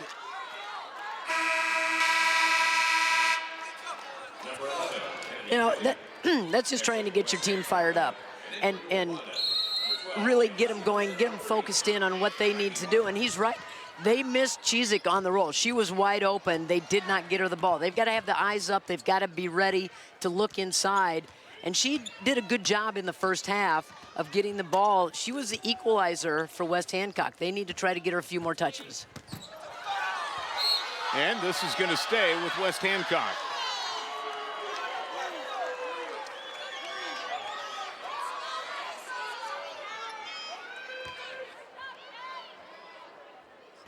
So Kelly will put it in play.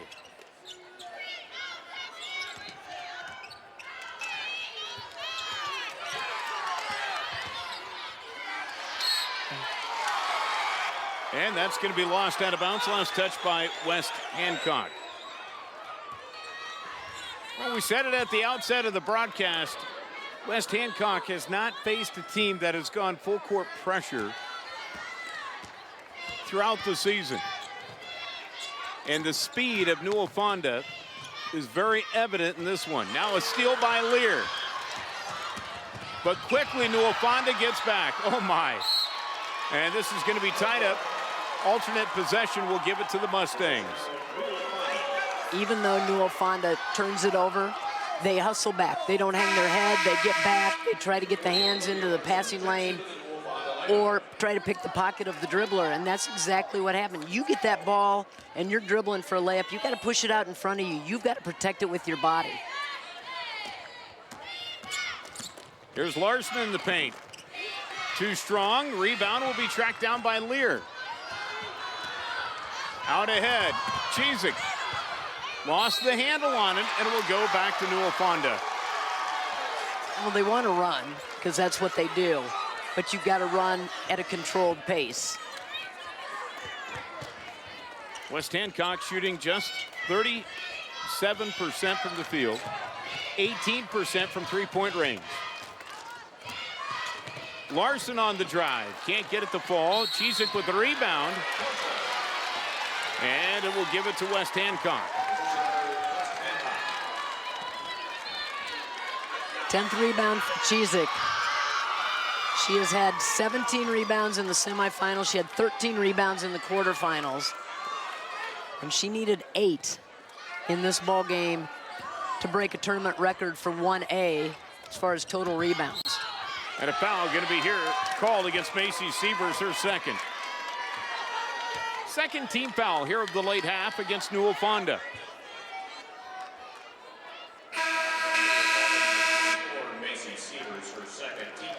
Mustangs will come back into the game with Emma Stewart and Ashley Archer. Also in for the first time is going to be Leah Aitchison for West Hancock. Her first action of the game. And a turnover here by the Eagles. And Eisman wasn't even looking for that pass. You've got to have your eyes up, ready. When you're making a cut, you have to be ready, have those hands ready. Now the dump down to Larson. Olivia with the right hand will draw contact.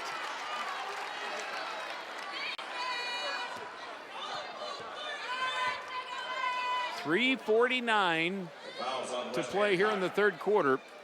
And Olivia Larson will go back to the free throw line. She just does a great job of putting the ball on the floor, finding the angle, getting those shoulders turned to get around the defense. As we mentioned, going to be heading to Morningside.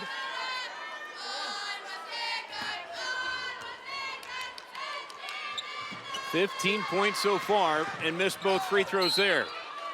And this is going to stay with Newell Fonda. They've had a tough time even getting the rebound on the missed free throws. Now the lob to no one in particular, but it's going to be tracked down by Newell Fonda. Walker, but she'll turn it over to Lear. Now the three.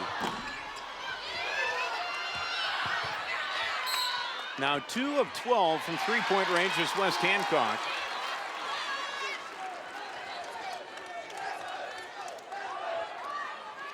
They have just really struggled getting anything in any kind of rhythm to go offensively.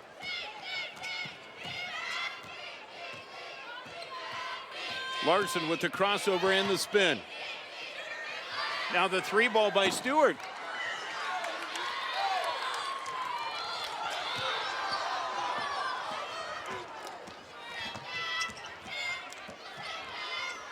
Here's a 3. And this will stay with West Hancock. Great hustle by Eisman. Able to follow that and then knock it off of Stewart to keep the possession with West Hancock.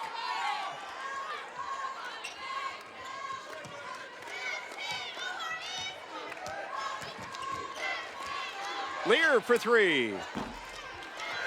Boy, it has been a tough night tonight from downtown. Mustangs out ahead. Here's Archer. Great lead pass and assist for Olivia Larson. The lead at 19. They're always looking up the floor to see who's ahead or behind the defense. And that one, they got an easy bucket, and they're going to get another one here. And the rebound. Down to Kennedy, now to Cheesing. A lot of contact, and it's going to be last touched by West Hancock.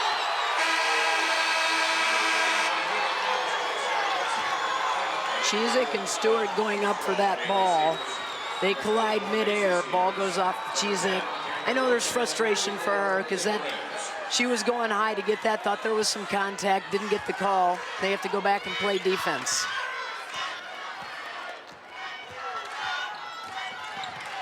So here's Macy Sievers, and a foul called away from the ball.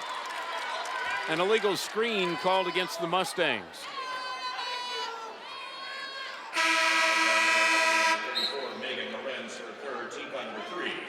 And the Eagles will check Emma Stewart back in. She'll come in for Cheesig.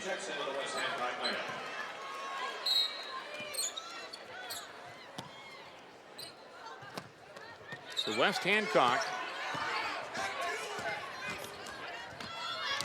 coming to work here. Their lone loss of the year was to Osage. Here's Lear on the drive and finish. Well, you gotta like that. Just kept her eyes up, worked her way through the defense, found the angles, got all the way to the rim. And a charge will be called against Larson. That'll be her 3rd. Yeah, Lear's the one that made the bucket on this end. Hustles back, gets in defensive position, able to draw the charge on Larson. Now Emma Stewart will come back in for Larson.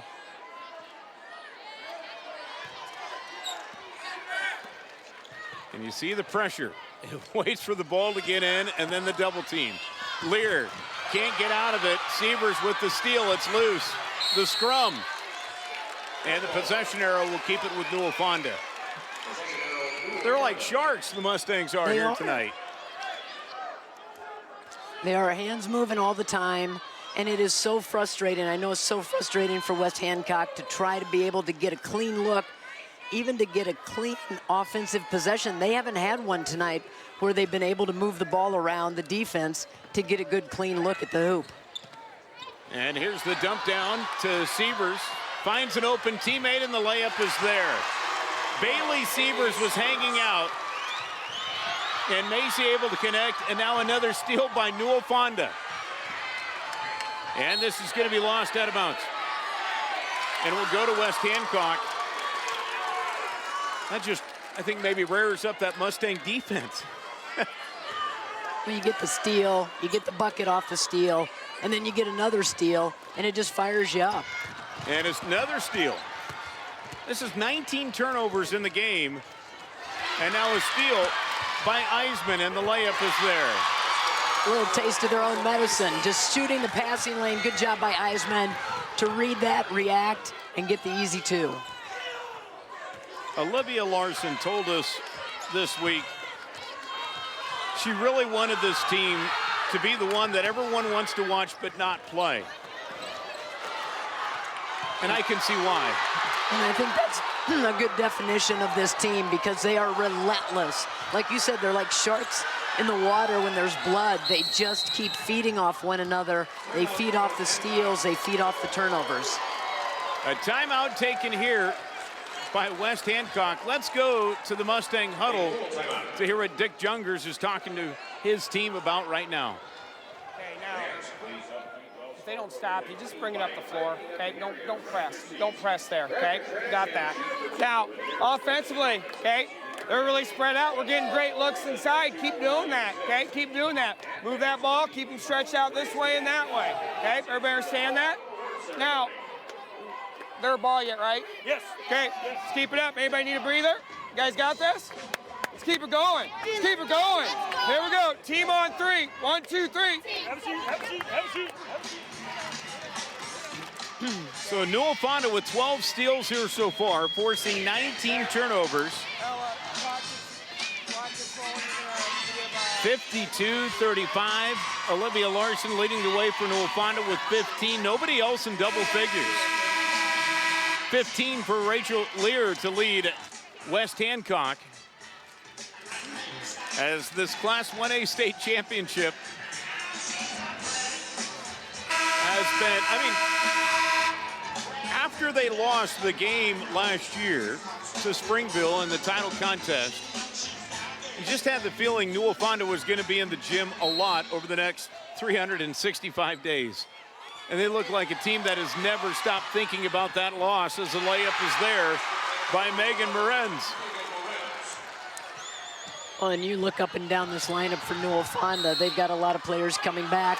Next year, you're going to see the same kind of defense from this team. And of course, they opened up against Springville, deposited them, and then went through Marquette Catholic on their way here to this championship game. Got a little revenge in that first round game after they lost the championship to them a year ago. And count it. Maggie Walker. The rims are being very kind to Newell Fonda here. They're getting the bounces off the rim and everything's falling in.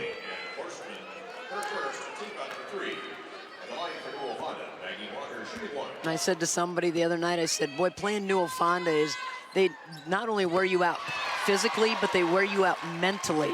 And you are just worn out by the time the game is over because they just keep coming at you and hounding and hounding. Lear on the drive and finish. Great job by Lear to be able to drive right through the defense and attack. Need to have a little bit more of that. And the shot at the horn does not go through. It would have counted had it did go through, but it did not. And Newell Fonda has a 20-point lead going into the final 8 minutes. Well, enjoying Iowa Public Television's coverage of the 2019 Girls High School Championships? Well, let us know by making a pledge at iptvfriends.org/donate. Choose from a variety of thank you gifts, including the More Than a Game DVD, from the 6-on-6 to Full Court Press Book, an IPTV Sports Stadium cushion, plus much more. All pledges of $60 and above will receive 2 tickets to the Iowa Hall of Pride.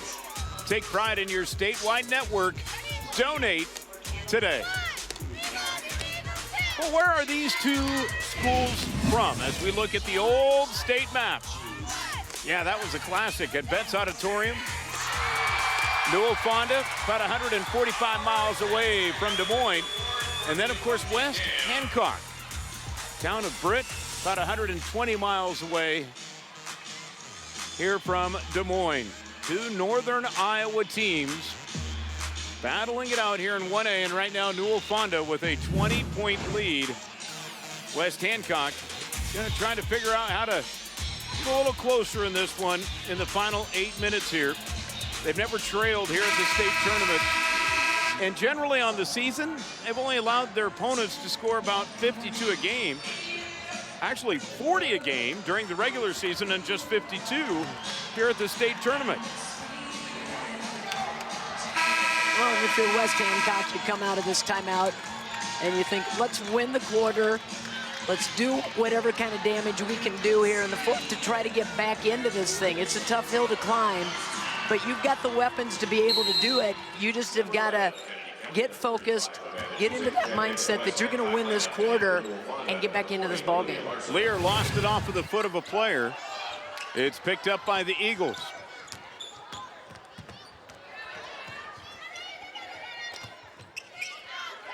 Now the dump down. Chizik. A few more opportunities like that. Get the ball in Chizik's hands, get her down low in the block, and let her work. Chizik now with 8 points, 11 rebounds. This shot swatted away. And the Eagles are looking to run. And a foul going to be called here on the Mustangs. Well, that's what they need to do. Get out and run. Like the fact that Chizik scored on one end, got back down, played defense, got the block, and then turned and hustled to get to the other end to try to get another opportunity to score.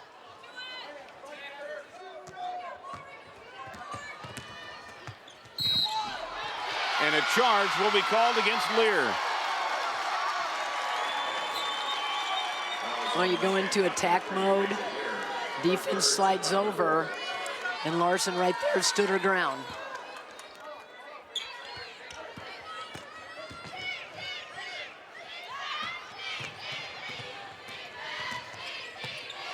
Now the kick to the corner.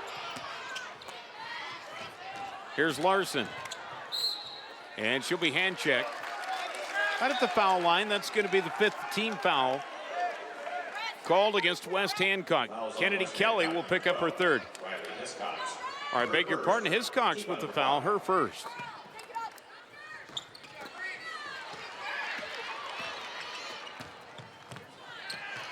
And the layup from Bailey Sievers. I'm not sure how many times Bailey Sievers has just hung around in the low block and called for the basketball. They've been able to find her, nobody around her. 6 points tonight. Lear, layup. Seeing some nice things out of Lear. She's doing a good job of taking the ball in her hands and just working her way through the defense. Now the 3 by Larson. And the putback not there. And West Hancock will get fouled here by Riley Hiscox. That is going to be the 6th team foul against Newell Fonda. Once the shot goes up, if it's missed by Newell Fonda, everybody hangs around and they try to stay and play defense. So they're playing end-line to end-line defense, and you have to be aware that they're right there. If you put the ball on the floor, they're going to try to come in and pick your pocket. Now Lear in backcourt, avoids the double team. Lear shoots. In and out. The putback there by Chizik. Not had too many of those opportunities for Chizik to get the putback and the easy 2. Now the dump down. Macy Sievers, great pass from Ella Larson up top. That's just precision passing on this Newell Fonda team. They swing it back up top, a little diagonal pass down low to the block. Chizik. Now things are starting to open up. West Hancock showing some fight down the stretch here. And you can see glimpses of what West Hancock does, what their makeup is. They like to run, they like to gun, but they haven't seen this kind of defense, so they have not been able to get that running game going. And the layup there by Morenz, who's now in double figures. Here's the thing about West Hancock. No seniors on this, the players that get into the game. So they're going to be back. You would figure for next year have a very good team, and count this one. Megan Morenz, and there's 3 seniors that play for Newell Fonda, as it's a 20-point lead here for the Mustangs. Well, I would venture a guess and say that these 2 teams will be right back here next year, and that's how you run the break. A couple of dribbles, a pass, fill the lanes, and they just do it so well. They're just so well. It's just like a well-oiled machine, the way they get up and down the floor. Morenz now with 15 points. Also in double figures, Macy Sievers with 11.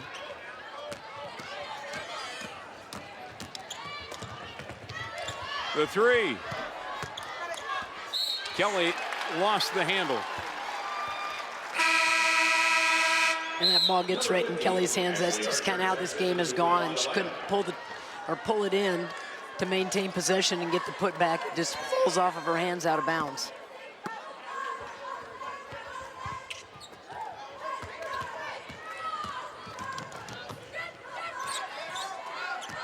Now right at the top, driving it in, Morenz. 17 in the game. 3 Mustangs in double figures. Kelly with the kick out. Lear shoots. Scores! Really good ball rotation that time by West Hancock. Take it in, kick it out, swing it around to the top to Lear for a 3-pointer. 69-48. Mustangs trying to win another championship. Let's go to their huddle. Those gaps, penetrate, kick them out. Now, defensively, we're going to go 1 up, okay? 1 up, Macy. Goes fast up the sidelines, bring the long jump, okay? Otherwise, just keep her in front, okay? Like I said, she's putting her head down, just going. Just get her to the side, keep her out of the middle, okay? Now, defensively, make sure we're getting 35 boxed out, okay? Okay, so offensively, next time it's not a transition situation, okay? Let's go too high, just a straight up too high, okay? Everybody understand that? Now, if they overplay, slip screen. Here we go. Let's finish this thing. Let's finish this thing. Team on 3. 1, 2, 3.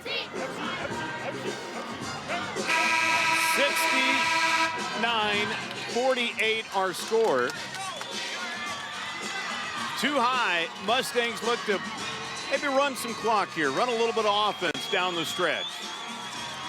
Well, and the other thing they want to do is get Lear to the side. She's putting her head down. She's taking it right at the defense. They want to push her to the sidelines. They don't want to allow her to go to the middle, so look for that defensive adjustment. And Larson going to be bumped out of bounds. And Faust will pick up the foul.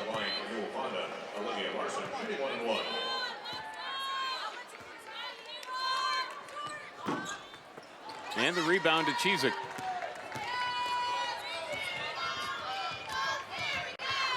In the quarter, the two teams been even right at 11. Here's Chizik. Can't get it to fall, gets her own rebound, and putback is there. Chizik doing a great job finishing through contact. Didn't get it to go the first time. Able to pull the offensive board and make a nice turnaround jumper off the glass. Larson, the kick out. Good ball movement. That's Archer from 15. And this is going to stay with Newell Fonda.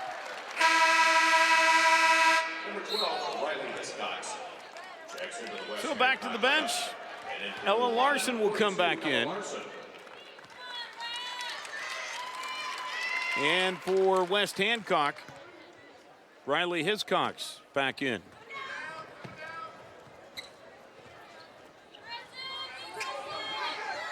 Newell Fonda won the state championship back in 2015. Looks like they might run a little clock here. Larson to Morenz in the corner. Yeah, they're going to try to milk it a little bit.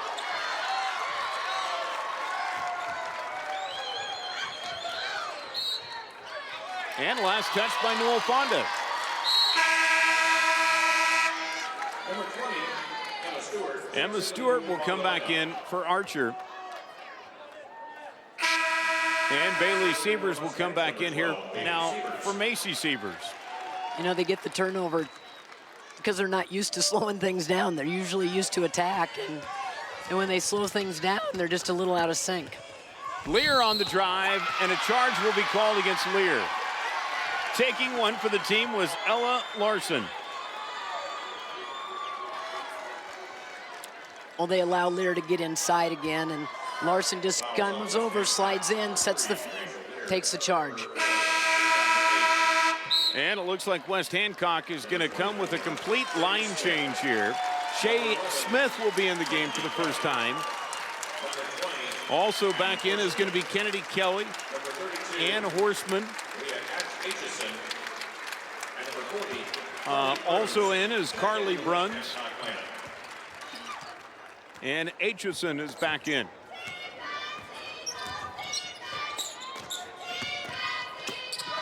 Larson tries to find her teammate. Here's Morenz. Can't get the shot to fall. Aitchison with the rebound.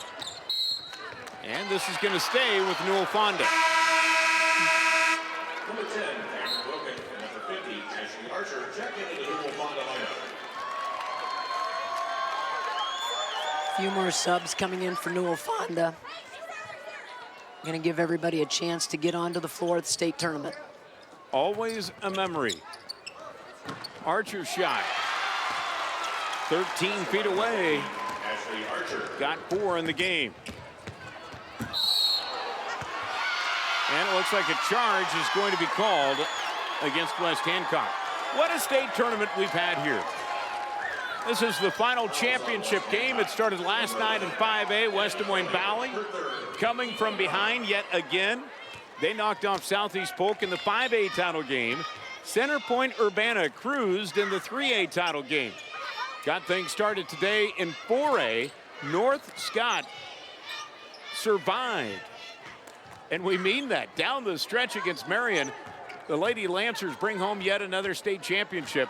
And then, of course, Trainer. How about that? Another title for them headed to Southwest Iowa as they were victorious in the 2A field. And here, Newell Fonda running and gunning with a 20-point lead on West Hancock. Really led from the start as this jumper's off the mark. And it will be a foul here on the Eagles called against Horseman.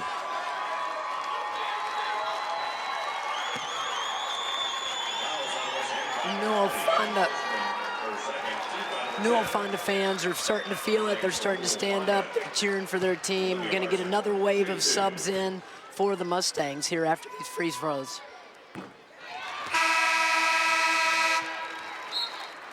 And Larson able to bury the free throw, and here comes that bench for Newell Fonda. Wago will be back into the game. And of course, Olivia Larson checking out after cashing in on that free throw will finish her career for the Mustangs. Lots of hugs over there on that sideline. Very happy sideline for Newell Fonda. A state championship to bring home to Northwest Iowa. Aitchison will lose control of this as it's turned back over. And the Eagles dive a little deeper. Coming in is going to be Aileen Lachuga. Also in is Parka Hiscox and also Paige Kuja. 72-50, Newell Fonda. There's Macy Sievers with the J.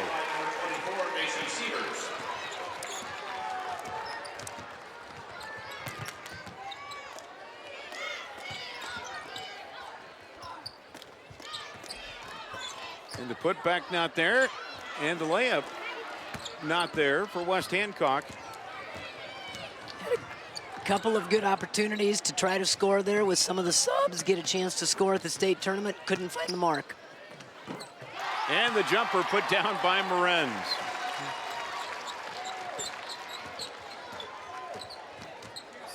(74-50), Newell Fonda. Make it 76-50, Newell Fonda. Been averaging 75 here at the state tournament. And here in the championship, right on par and above average.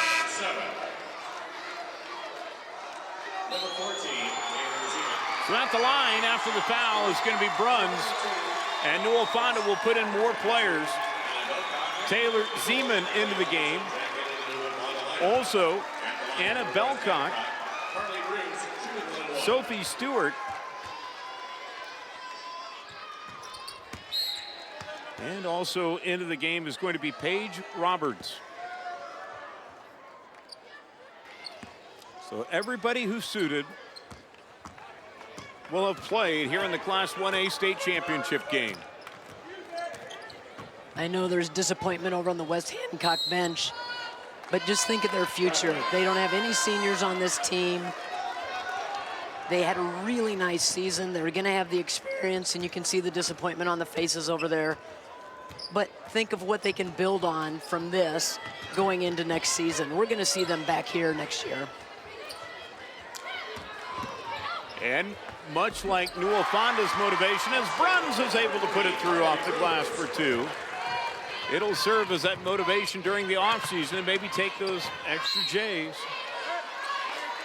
A little off-season work, a few camps, work on fundamentals, figure out what you need to do better, work with your coach, work with your teammates, and those are all the things that will help you going into next season. Well, what a tournament for the Iowa Girls High School Athletic Union, and what a season of Iowa high school basketball. We hope, Laura and I have enjoyed these championships. We sure hope you have too as well. Newell Fonda poised and ready. And it's a final.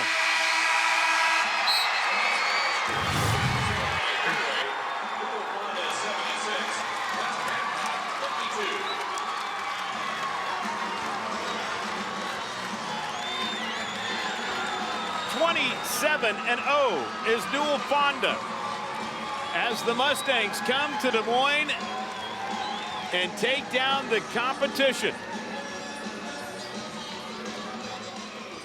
Well, they came in on a mission. They weren't happy that they lost in the championship game a year ago. They knew what they wanted to do. They set their sights coming back to the championship game.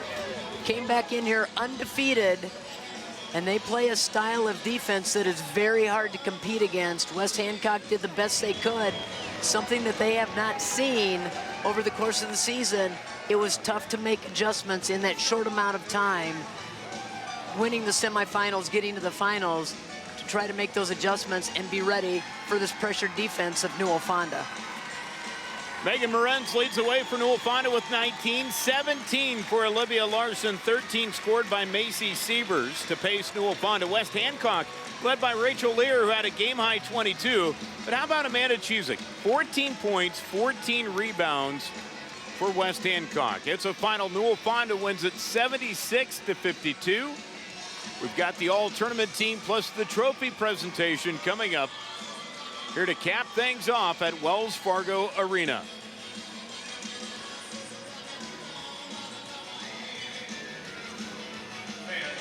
It's now time to recognize the Girls State Basketball Championship presented by Iowa Farm Bureau Class 1A All-Tournament Team. Presenting the awards are Craig Hill, President of the Iowa Farm Bureau, and Governor Kim Reynolds. Joining them are members of the IGH SAU Board of Directors, Jim Beamer, Greg Ebling, Ron Fodness, Roger Francis, Gary Zittergruen, and Greg Defoe. Here are the members of the Class 1A All-Tournament Team selected by the Iowa Girls Coaches Association. From Newell Fonda, Macy Sievers.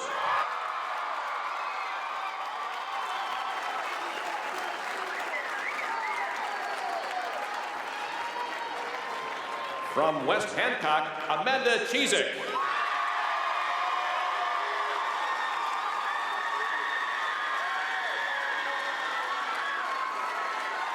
From Marquette Catholic, Tori Mickle.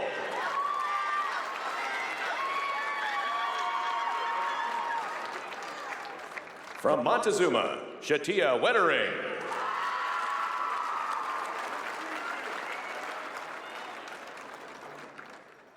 From West Hancock, Rachel Lear.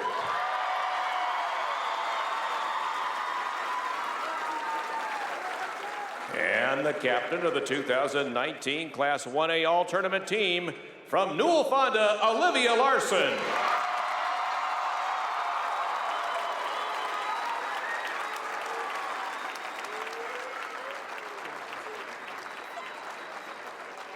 So there is your all-tournament team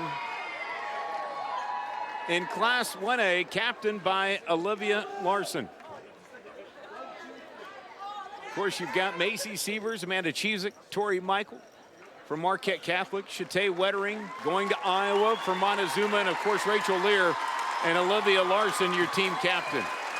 And Larson with 17 points tonight. Chizik, 14 points, 14 rebounds tonight. What a performance by Chizik. Rachel Lear, 22 points tonight. She had 25 points in the semifinal game. Now time for the trophy presentation.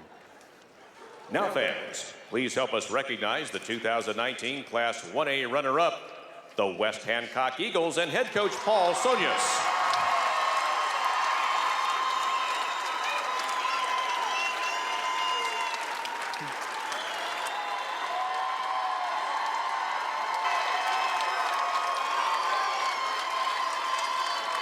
Ladies and gentlemen, let's hear it for the 2019 Class 1A champion, the Newell Fonda Mustangs, and head coach Dick Jungers.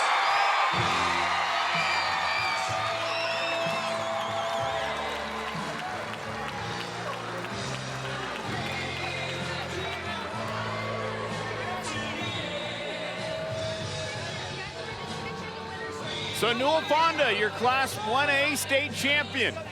The t-shirts handed out, and they're ready to take the hardware back to Northwest Iowa.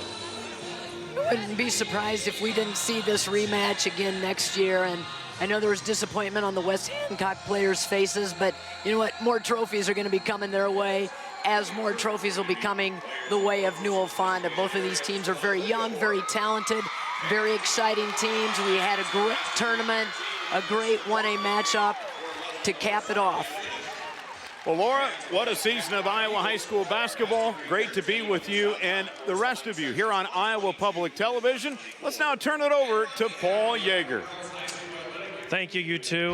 Heroic effort there. Thank you so very much for all your work this week. You know, life moves pretty fast, and you may never make it back to tonight, so you got to just live for the memories. This has just been a phenomenal year of girls high school sports and another great high school tournament. The Iowa girl wins again, and we just want to thank you for joining us for another year of covering the girls basketball tournament here on Iowa Public Television. We're proud to bring this broadcast coverage to the entire state in the coming months with state championships in soccer, softball, and volleyball right here on IPTV Sports. We are your home for the Iowa Girls High School Athletic Union State Championships.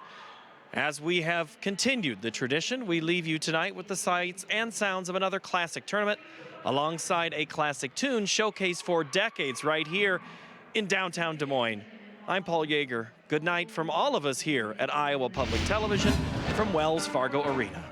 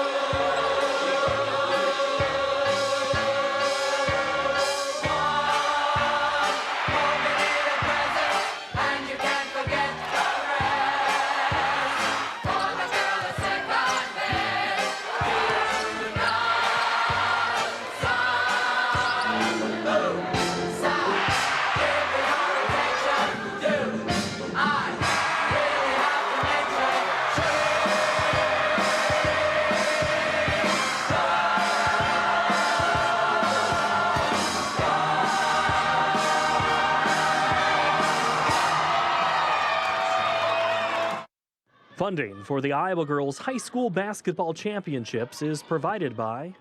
The path to greatness starts early. The Iowa Farm Bureau believes in Iowa's youth and their pursuit of greatness. That's why we're proud to be the title sponsor of the Iowa Girls High School Athletic Union. Each student's effort is important, and when one rises, we all rise to a better Iowa. Fairway, along with Nabisco, Frito-Lay, and Sara Lee, is a proud sponsor of the Iowa Girls Sports Championships. We congratulate all the schools and student athletes participating in this year's Girls High School State Basketball Championships. Fairway, proud to care for the places we work and live. By Musco Lighting, the sports lighting specialists, providing lighting systems for you, your project, and your community. I am a farmer. I am a great cook. I am a small town girl. I'm a city boy. I'm a banker. I'm an Iowa banker. No matter who you are, there is an Iowa banker who is ready to help you get where you want to go. Iowa Bankers, allowing you to discover the genuine difference of Iowa banks. Girls State Basketball is sponsored by Simpson College in Indianola, where students have the opportunity to succeed in and out of the classroom, creating well-rounded, career-ready individuals. Learn more at simpson.edu.